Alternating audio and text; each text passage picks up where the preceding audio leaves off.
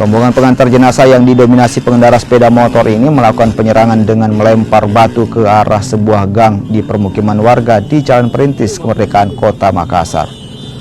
Usai melakukan penyerangan, rombongan pengantar jenazah ini kemudian bergegas meninggalkan lokasi dan melanjutkan perjalanan.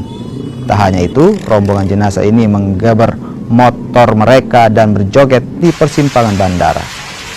Polisi yang mendapat laporan telah menyita 1 sepeda motor milik pengantar jenazah, sementara penyerangan ke warga masih diselidiki.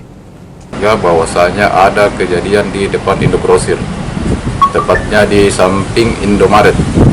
Bahwasanya terjadi salah satu penyerangan yang dilakukan oleh pengantar jenazah.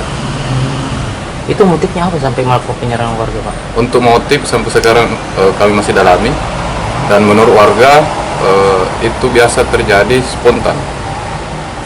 Kalau ini pengantar jenazah ini dari arah mana mau ke mana ini, Pak? Pengantar jenazah ini dari arah Makassar ke Maros.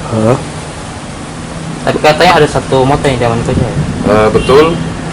Setelah kami di TKP, kami berhasil mengamankan salah 1 motor yang menurut keterangan dari warga bahwasanya itu motor dipakai salah satu terduga pelaku penyerangan.